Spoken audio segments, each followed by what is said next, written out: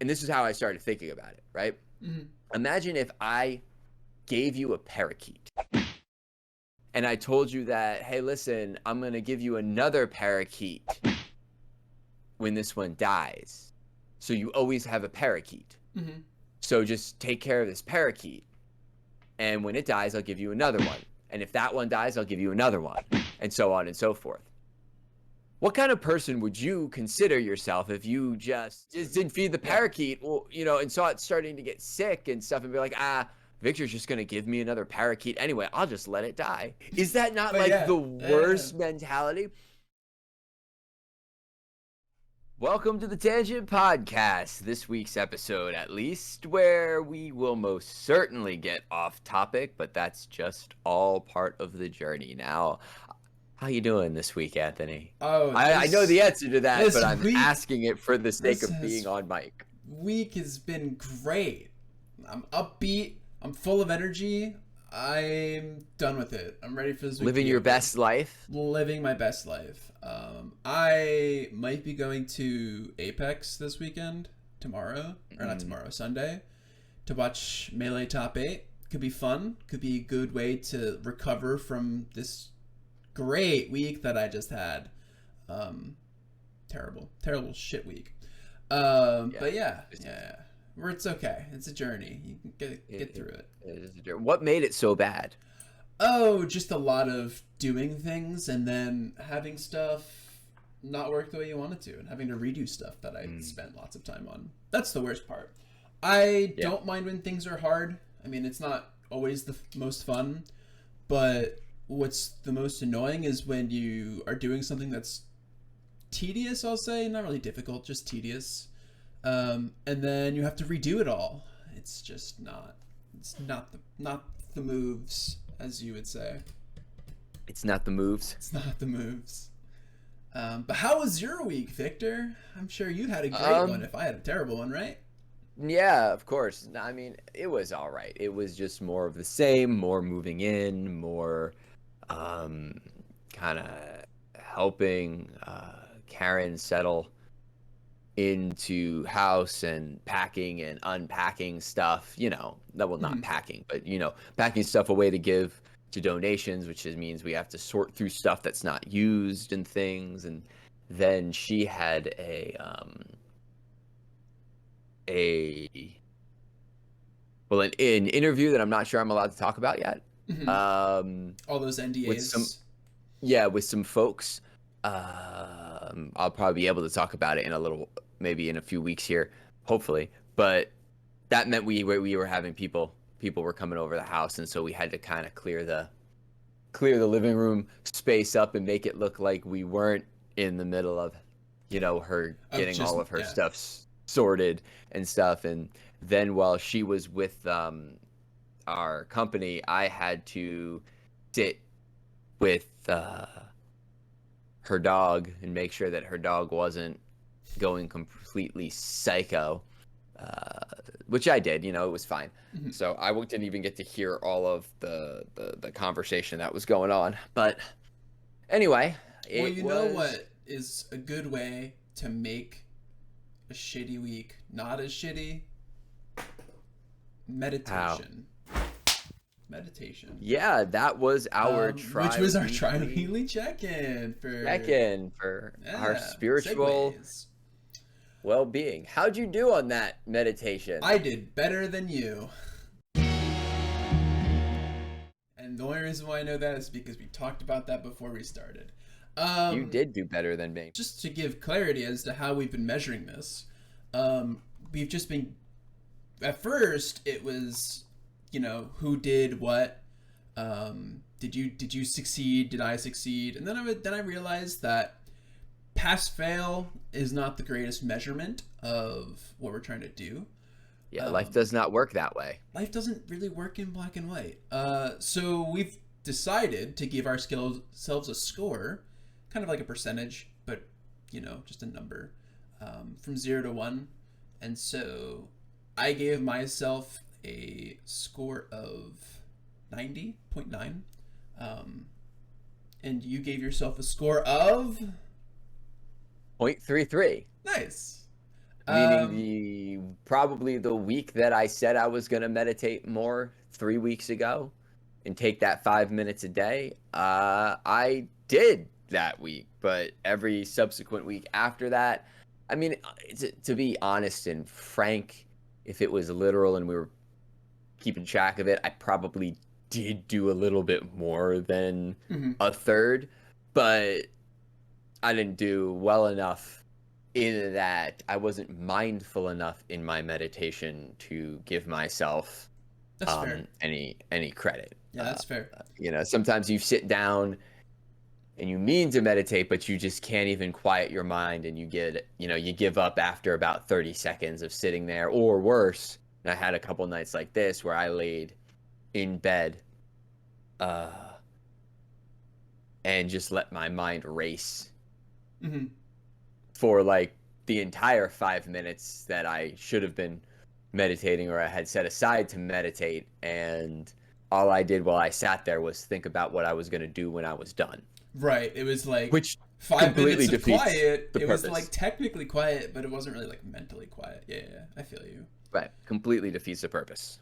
And so a grand total of 1.3 for the both of us for this week, which is it's above half. It's good. It's not great, but so I'm gonna continue this being my spiritual well-being for my soul tri-weekly goal moving forward until I get to a place where it's a habit. Well, okay. So this is something that the reason why I started actually writing down every single cup of coffee, because spoiler alert for people who didn't listen to last week's podcast, my body tri-weekly check-in is to drink less coffee. And that happened 2 weeks into this one, and I realized that I knew that I was spending time to meditate, but I wasn't actually tracking it. And so it became harder to not see the progress, but to just know, because I knew what I was doing it, but it's still hard to see it on paper. Because sometimes writing down and seeing the actual numbers just makes brain juices go burr. So no, I get that. I agree. I think that will be mine, is to actually keep a log, keep a meditation log. Well, that way I can see it and I can just feel and that's like I'm actually doing it better. So I've talked about this before in the plethora of different jobs that I have had since I started working when I was 16, and it's been a lot. I'm in the 30s now. So 30s, that you've worked 30 jobs? That's crazy. I think 30. It was 34 last time I counted. Now, mind you, granted, and because this is a segue, but sorry, this is a tangent, but that's kind of what we do. Yeah. When I got a job moving dog food a couple days a week this week, or when I got out to Kansas just to do, whatever, Karen recommended me for the job, and her boss apparently said that if she had just looked at my resume cold and the amount of different jobs that I have on there, she never would have given me a call. Interesting. Because it looks like I don't have... it looks like I have commitment issues.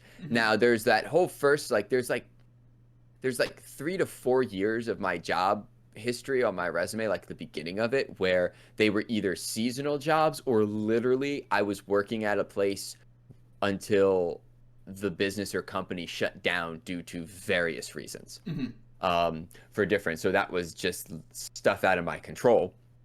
And then as she put it to the bosses that she recommended me to, is most of my job resume, I don't think I can ever remember more than a month or so, maybe 6 months at any given time where I was only working one job. So that's why there's so many there. And the way that resumes read, it just lists them unless you're combing through it and you see all these dates. Oh, these dates are overlapping, and these dates are overlapping, and these dates. So I think my record was 4. 4 or at one 5 time. jobs I held at the same time, which I don't recommend. That Doesn't was sound only fun. for about 3 months. But I mean, even like right now, like I move dog food, which is a mindless job, and mindless jobs are great. I love them.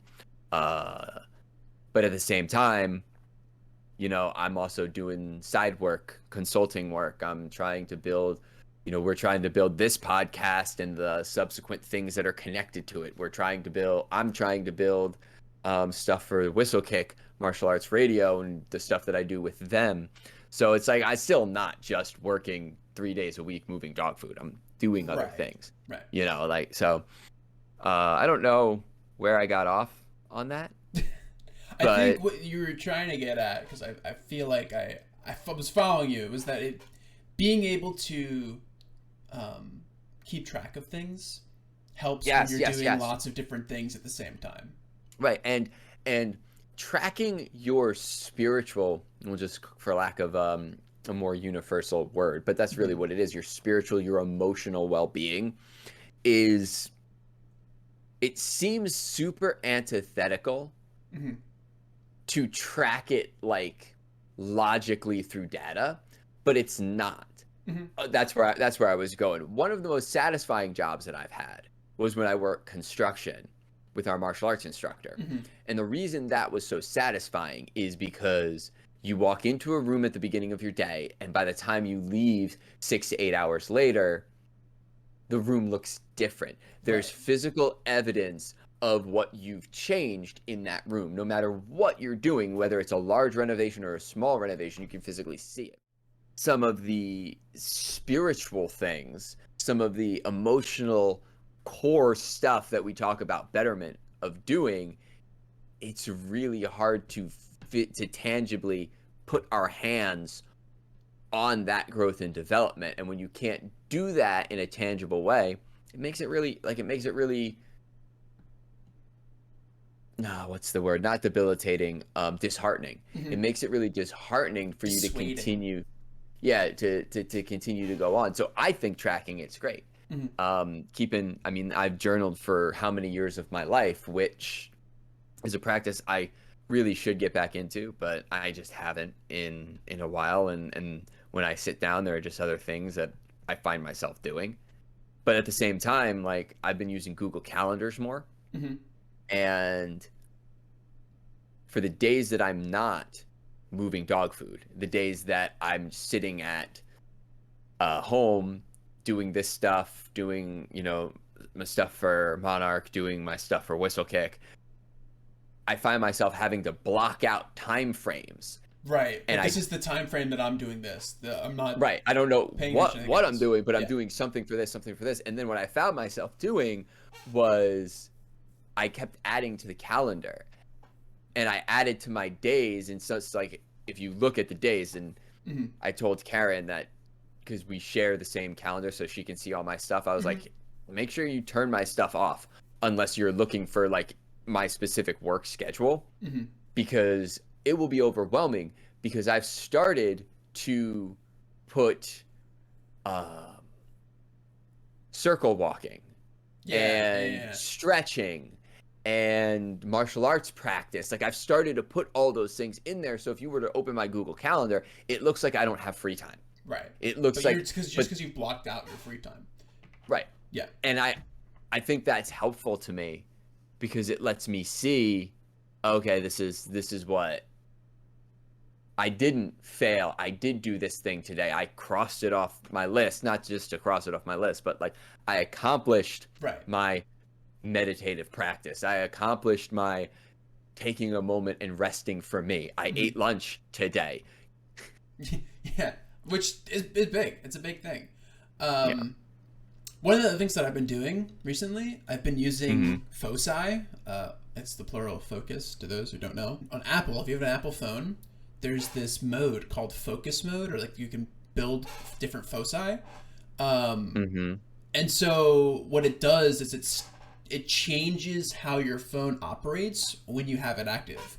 So for example, I have a whole page on my home page which is like YouTube, which is like Twitch, which is different games. Like I have chess on there. I've got different like that kind of stuff. That gets turned off when my work focus is on. So I just don't see it. It's out of sight, out of mind. I only have certain people who can text me or call me when the focus is active. And so I don't see different notifications. And so that keeps my brain focused on what it is that I'm actually trying to do and accomplish while I'm at work. And you can customize them into different things. I know what I'm doing. I know what I'm doing as soon as we're finished recording here. I have, because the one that I've been using, I don't know if you've ever seen like sleep mode. Yeah. That was the one that I was using for the longest time, and then I saw that you could make custom ones, and so I made one for work. I made one for not working out, for free time. I made one for sleeping, or I used the one that they have for sleeping, and it just auto turns on after a certain point. I think it's when my go to bed alarm turns on, so like 10 o'clock, I think. The sleep focus automatically turns on, and it's super helpful. It's super useful, and you can like do all sorts of automation with it. So you can like automate your work focus to turn on Wednesdays at 2, if that's when you know you're working. If you work Wednesdays at 2, you can make it so it automatically turns on, and you can do all other kinds of automation with it. Super useful. If anyone is an Apple user, if you're listening on Apple Podcasts, then you're probably an Apple user or Apple enthusiast. I would recommend it. It's really cool. So let me ask you a loaded question, because I heard you say when your go to sleep alarm goes off, and so you have all of these automated systems telling your this technology dictating how your day operates and runs. Do you feel that at all that like kind of takes the place of you being like a free, independent thinking individual, and you're just kind of putting your body on autopilot? And even though your phone is, why? Because it's not making the decisions for me. I could still choose to ignore it and stay up and turn off my sleep focus. Like I still can totally just say, no, I'm good, I'm staying up late today, and pull an all-nighter. I totally have the option to do that. What it does, and the thing that I like about it, is that it one of the things about habits is that you can come up with, and we talked about this a little bit when we talked about that book. What is that noise? Anyway, one of the things that we talked about was there are triggers that you have. I forget what the exact cycle was, but it basically was trigger the habit, and then, trigger your brain to think a certain thing a certain way. And then if you do the certain thing that your body is thinking you want to do. So for example, the alarm goes off at 10 o'clock, right? And if I've built the habit to go to sleep at 10 o'clock, then when I go to sleep, my brain gives me a little reward that says, okay, good job. You did what you were supposed to when the trigger happened. And so it's just coming up with a way of like implanting those triggers in your day. So then when you follow the habit, you feel like you're getting rewarded for it. Yeah, okay. And just to be clear, like I was that question comes from a place of me playing devil's advocate. Right, yeah. I figured. And just pressing you. I don't believe that at all. Yeah. I think it's great. I believe technology, and we talked about this in our computer vision episode, where it's a tool, and it's just how you use a tool dictates whether or not it's good or bad.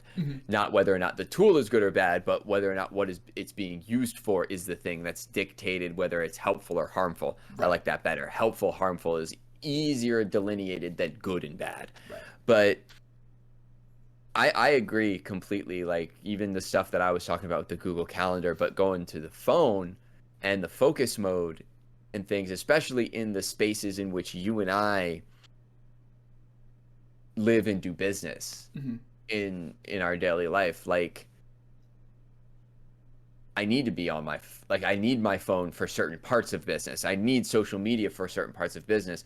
But even like today, before we started recording and we got on, I opened my computer to do something specific for work, and immediately got distracted by something. But I got distracted because I had to go on Facebook, God forbid, to get a piece of information for work.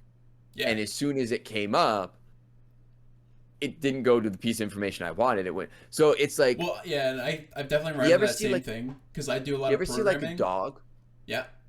Like you know dogs. You know how like dogs get like hyper focused and like they get loaded. They're like spring loaded, and you can see them getting more and more spring loaded, and you know that they're just gonna like pounce at whatever they're gonna pounce at. And what I always do with Echo is I always walk up to her butt and just nudge it with my foot and just make a noise to kind of jolt her out of her focusness and get her to realize that there's other things going wrong and like to break her tunnel vision. Having your phone go off and say, hey, go to bed, that does it. I have an alarm on my phone that tells me to drink water. I mean, it's at noon. Why? Because it's freaking cold right now. Yeah. And when the colder that it gets, I drink less water. And it's not that I'm coffee. No, actually, I've been substituting coffee with tea. Nice. I've been actually doing decently without with drinking coffee, not after a certain time in the afternoon. Yeah.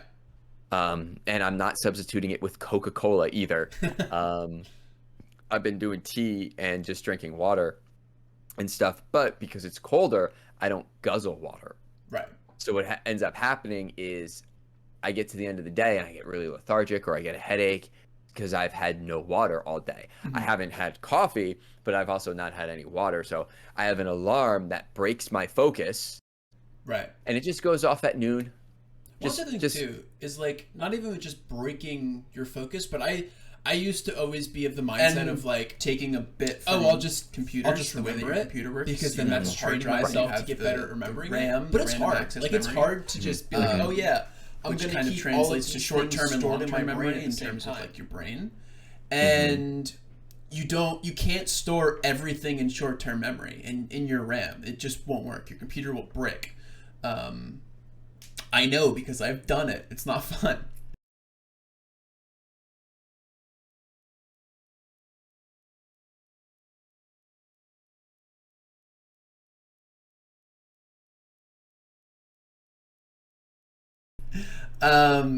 So you have to keep stuff in your hard drive and your long-term memory, and the alarms are a good way of like provoking access into that long-term memory, of like reminding yourself of bringing the stuff that you know that you want to do in your long-term memory. If you're like, oh yeah, I need to drink water at noon, or I need to drink more water during the day, it basically accelerates it into your short-term memory and says like, oh hey, here's a reminder. And I like that. I think that's good.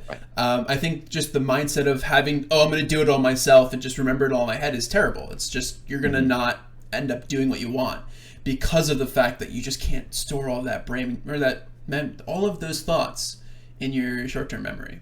Yeah.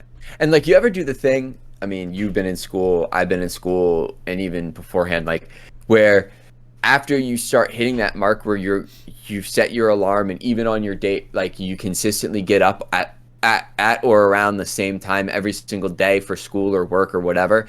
And then what happens is on the weekends when your alarm is set for later, you tend to get up either on that time or closer to that time that you're used to getting up. Right? You needed the alarm to help you remember, and then eventually you build in that habit. Right. So like eventually, hopefully I don't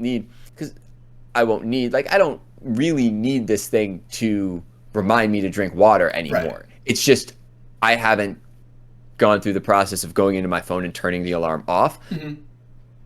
But why should I? It's good that it's there because I'm still prone to forget things. I tend to get hyper focused. It's just how we are. And you know, we've split our podcast episodes up into threes, right? You know, body, mind, and spirit. And we talk about that a lot and things. And a lot of the work in which I do is very hyper honed in on my mind and on doing things with my mental logical capacity.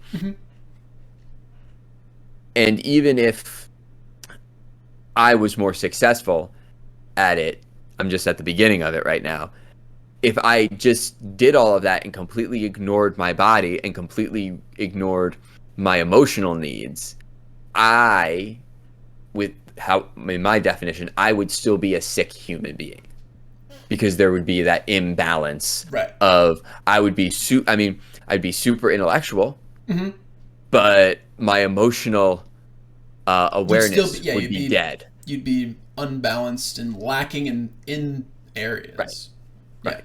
And then conversely, you see all the other things. You see people who are super in touch with their emotions, super in touch with their spiritual center, but Right. they never stretch their intellect Mm-hmm. or they never stretch their body. And then all of a sudden those things are, you know, that to me is still sickness. I know is kind of a really harsh connotative word, Imbalanced, I but think, is probably yeah, has but better connotations to it. I But think but I like the term sickness because it leaves such a dirty taste in one's mouth. Because when yeah, you're sick, like when you're imbalanced, it's just like, oh, it's an imbalance. Like I have an imbalanced diet. Ah, well, if a doctor tells you you're sick, you actively start seeking yeah, you start looking for ways to get rid remedies. of that sickness. Yeah, I guess that makes sense. And I'm gonna throw my own religious faith and beliefs under the bus here, as I do often, because I think if you are one to follow and believe and ascribe to any specific religious belief, Mm-hmm. you should be the most critical and questioning of your own. You should focus more inward to what you believe yourself and to what you claim to follow and question those things first before you start questioning the beliefs of other people. Mm-hmm. I think that And like leads continuously, you can't just be like questioning absolutely it. You can't just question and be like, oh, you know what? I've answered that question. Like it's good to right. know that you've answered the question, but you should still be like, oh, you should Right.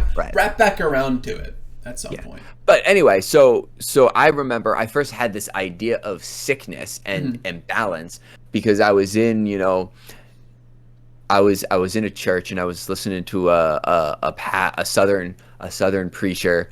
It was a church I was visiting, so I don't even remember where it was. I was just like somewhere, and he was not in the best shape. He wasn't obese, but he wasn't in good shape. And I've known a lot of people not everyone's not in good shape. Like, Right. very few people are. And, most people who are actually still moving into becoming in better shape. Right. But there's this whole thing where the pastor made this joke where he referenced his not working up to its optimal capability body and said, well, I'm going to get a new one of these, once I die and go to heaven. That's a great mentality. Insinuating, so I can eat that second or third slice of pizza, and the congregation laughs because a lot of times you don't know what to do when the guy behind the podium makes a joke, so you just laugh with it so everyone can move on. But comedy is funny. We could talk about, like, it's a completely different tangent, but like jokes and comedy it's such an interesting dynamic. Oh, absolutely. Because it's like most of them are probably just covering up for insecurities, and then like the way that information and ideas can be transferred through comedy or jokes is interesting. But anyway,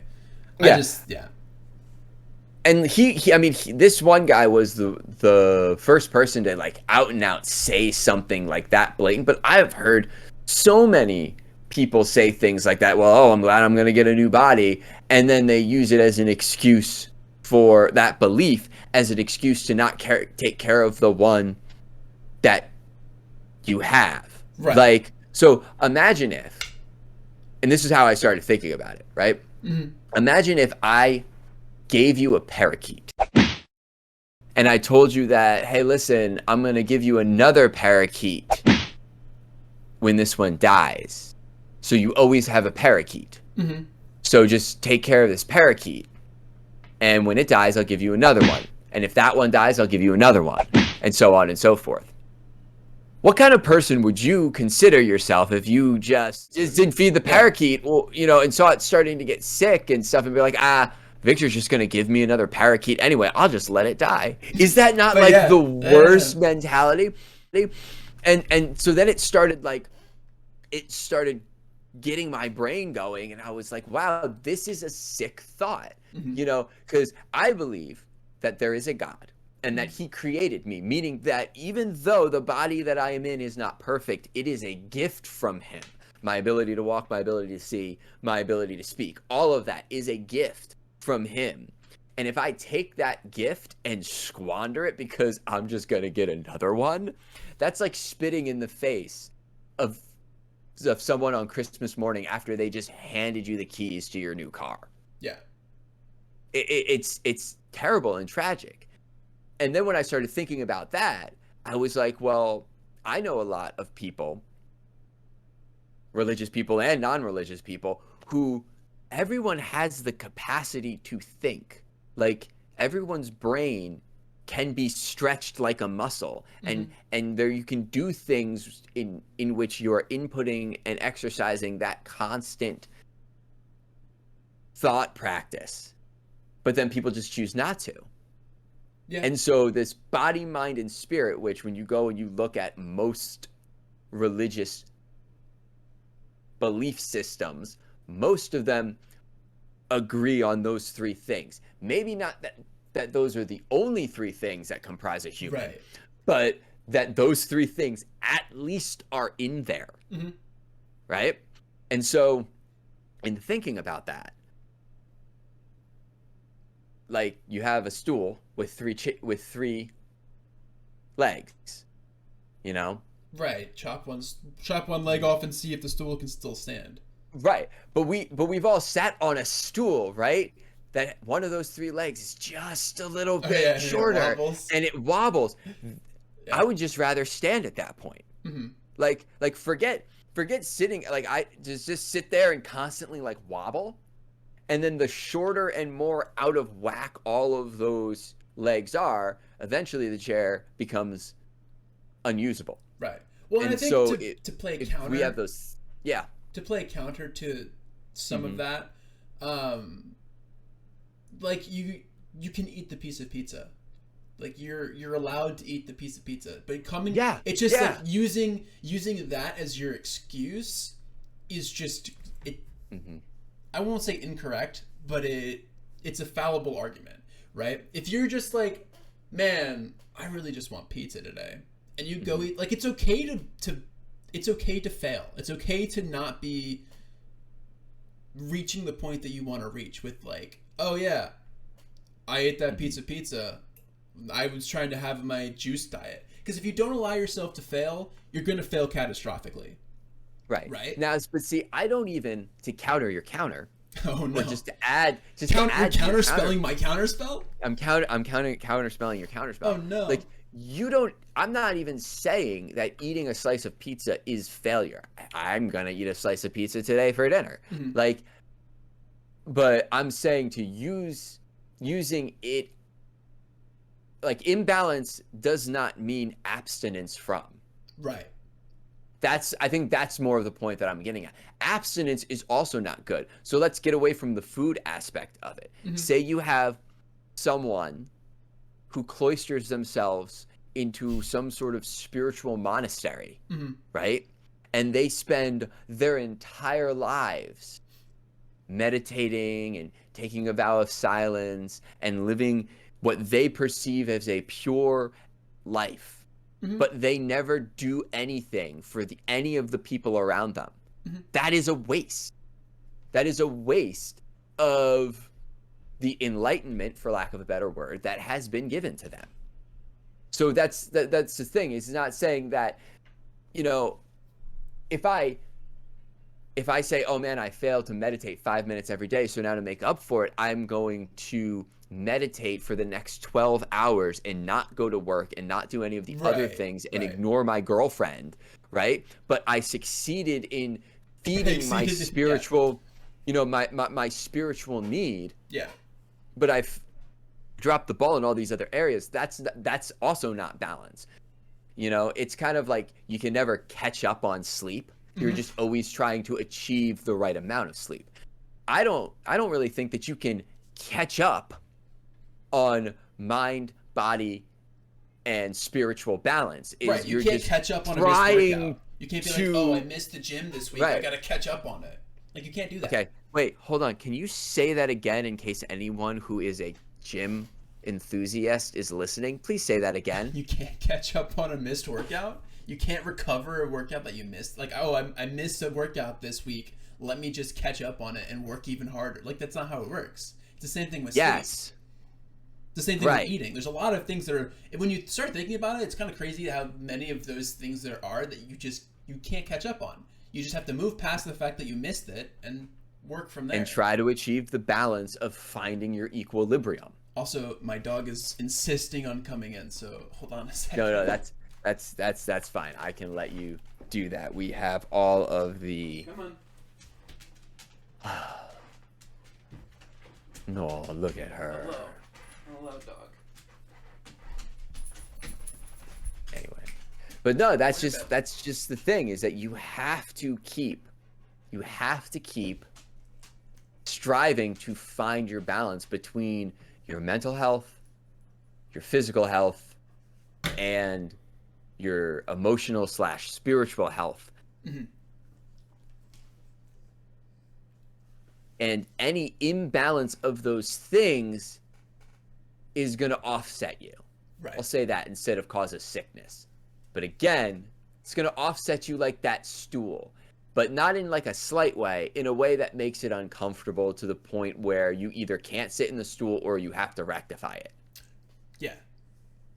I think because I think it runs the gambit, right? Like, you can be completely imbalanced, you can be mildly imbalanced, and I don't think there really ever is balance. And if there is balance, it is not long lasting.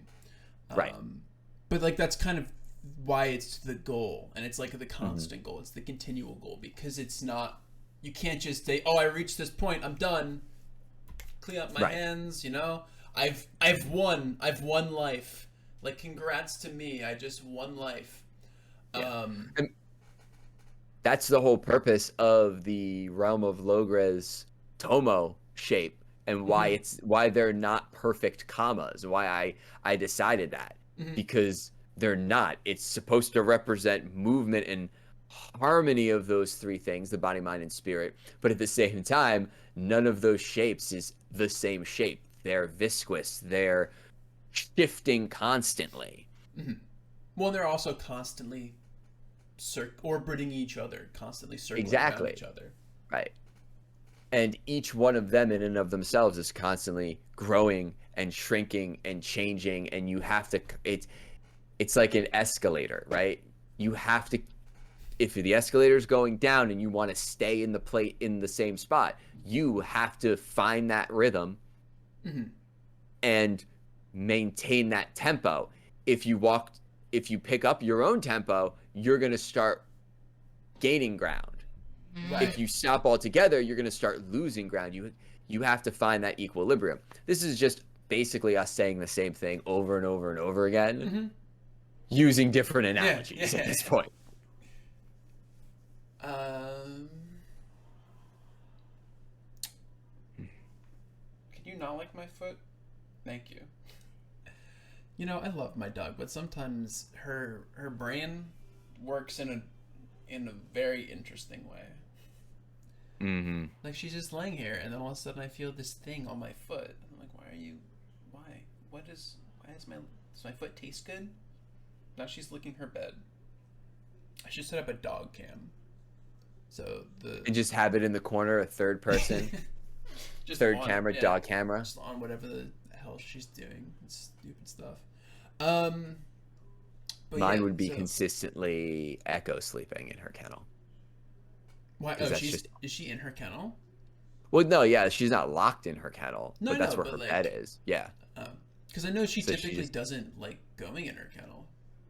At least from what I've seen. She does. Like, now that it's up, she's using it the way that she used to use it back when I had it. It's her safe spot. It's where she goes when she's done with people, and she doesn't want to be disturbed. Do you remember when I like was inside of the kennel with her that one time? That was super uncomfortable. Yeah. The kennel she currently has now is even a lot bigger than that kennel was. And it still would be uncomfortable for you to get inside of it. I don't know. There's just see, I can empathize with my dog in that there's sometimes where I'm just like, I wonder if I could fit inside of that. Like, just wait. There was so when I was in high school, you know those bleachers that pull out? They're like Mm-hmm. Mm-hmm. stacked up. Well, there was a hole in between them, and I was like, I feel like I could fit inside of that little gap. So I Mm-hmm. did. I was just bored, and I was like, huh. And so I just, yeah, my brain is not the smartest either. Your Sometimes brain just takes you places. it just takes me places. I'm just like, I'm surprised that she let you in it because normally, like I said, her kennel is her right, safe spot, and if anyone tries to get in it, she generally tends to growl at them mm-hmm. because she wants to be away from people. Right, I'm the only one who's ever, you and I mm-hmm. now that, you and I are the only people who have ever let her like reach, that she's let us reach into her kennel Mm-hmm. and like scratch and like be affectionate towards when she's in there. Everyone else, no, stay away from me. Okay. It's just the way she is. I had a thought. Okay. This might be a longer thought than necessary than we have Okay. time for. But I had Okay. this thought the other day, and it's kind of like in the topic of spirit, I guess. So, Mm-hmm. dogs, right? Okay. I had 3 dogs. I now only have 1 dog, right? The other 2 Mm-hmm. died. And, like, for Echo, to use Echo as an example, right? Mm-hmm. I knew Echo when she was a puppy, Right. and then didn't see her for, like, I don't know, 5 years, was it? Four Something like years? that. Yeah. Uh-huh. And then, I don't know, like, did maybe she, assuming that she remembers who I am, right? Right. What, like, do dogs understand? So, like, for Gwen, who's my dog, Mm-hmm. does she understand that the other dogs are not coming back? Mm. Because, like, Echo, did she realize that I wasn't coming back? And then, like, now that I'm there, like, and now that you've left again, does she just, like, what are her thoughts on that? How does she feel? I don't know. And then I for my think. dogs, like, the same thing has Mm-hmm. happened. Like, people have left. I left and went to China for a month and then came back, right? Mm-hmm. Other people, my sister has been gone in Washington, Oregon, not Mm-hmm. Washington, Right. and then has come back to, like, so does, because that pattern has been brought up in different ways, does Gwen Right. realize that the other dogs aren't coming back? Like, See the interesting thought process it was that a I'm super having depressing thought, by the way. in Like, in regards to that, but we're here, so we right, might as well keep going. Is the fact that I think dogs understand death, like absolutely, like they understand, to use Caesar Milan's phrase, that energy, right? They understand the death of an animal. mm-hmm, If a dog came across another dog that was dead, it would understand that that dog's not coming back. right, But what you're talking about is your other dogs, the other 2 dogs that Gwen knew, were put down. right. They didn't just die; they weren't So, taken away. right. So what was the difference? Right? So the difference is that to her they were just taken and never came back. Right, I don't know. I guess the to answer that question, which we can't really because we can't talk to our dogs, right, is that we'd have to know if they understand like going away and coming back, or if maybe that's just how they process it. This person, I knew this person once mm-hmm, and they left, right? We know people all the time who come into our lives, and even people who were in our lives for a short or long amount of time, mm-hmm. and then they leave, and then like I don't talk to them anymore. Not because like I'm mean, not because they're dead to me or Right. I'm Things dead to just them. happen. Just things happen and we're not in the same world anymore, so that we don't circulate each other. Mm-hmm. But if they were, so I'm not expecting them to come back, but if I were to see them again, I'd be like, oh, hey, like we've all seen someone that we haven't seen in years and we kind of recognize them. We're like, I know you from somewhere. Right. I just don't know where that is. Maybe I kind of feel like it's that way with dogs because I watch a lot of dog videos. I do. I will always stop. This is really bad. So whenever there's like a soldier coming back from like Oh, a and the dog's deployment, there. Yeah. I will watch it if it's a dog waiting for them, more likely so than I will if it's like them surprising their child. If that makes me a horrible person, I'm sorry. I'm a horrible person. But I will. It's not that there's anything wrong with the child ones, it's just the dog one, I don't know. But I've seen a couple where the dog is scared of them and like backs away and doesn't do anything. And then after about 5 minutes, when they take their hat off and they're like all the things that are trapping their scent go away and they slowly then the dog all of a sudden remembers and their demeanor completely changes. I feel like that's like that. I know you from somewhere. I'm not sure where I know you from, but I know you. Mm-hmm. And then we jump all over the stranger that we haven't seen in 20 years. Right. And hug them all, once we figure out who they are. Or run away from them because we're like, oh, wait, I'd stop talking to you for a reason. Well, yeah, I guess that's true. But I know that dogs understand sickness. Mm-hmm. Like, I think that the dogs weren't like, they weren't in perfect health. Like, there was a reason why we brought them to be put down, because neither of them could get up. They literally couldn't walk. And so there was definitely like a sickness there that could be sensed. But like, I don't know. And I wasn't really expecting this to be an answerable question, because it's not really answerable. It's not really an answerable question. And even if it is answerable, it's not answerable to our degree, to like what you and I can say. We would need to science the shit out of it in order to answer it. We need Karen and her zoo knowledge. We do, actually. Right now.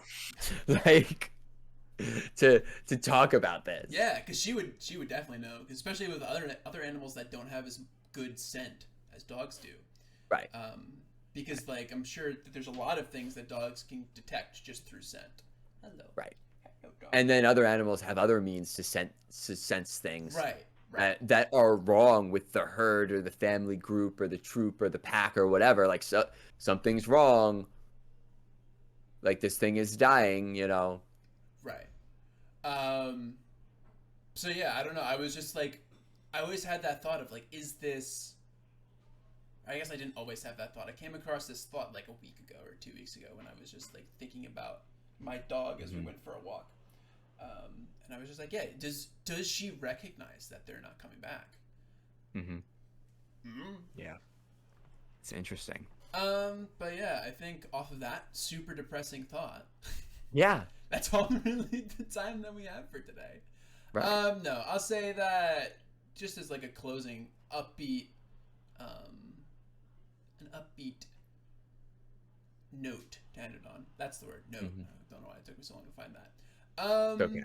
There is that always to bring it to like a human level, right? There is always that thought of like, this person has disappeared just because of stuff, and when they do come back, I think that it's interesting. I think it's fun because you get to see just like snapshots and windows into people who are on different parts of their own personal journey, and even if it's not always the person who's made it to a better place from where they started. It is interesting to see like how things change over time, how things can be different, how they can be the same, what things look like what do people's lives look like after it's been 20 years, 5 years, even like a year.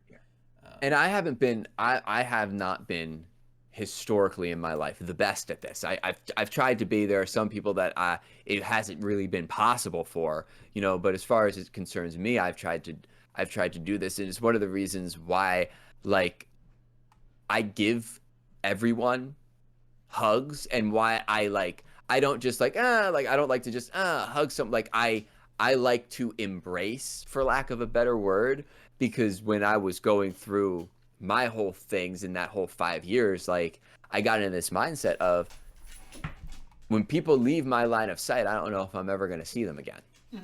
So how would I want us to part ways? I would want us to part ways that, were we to cross paths again 10, 15, 20 years from now, I would want it to be a joyous reunion where we sit down for a cup of coffee and, and give each other that snapshot of our lives.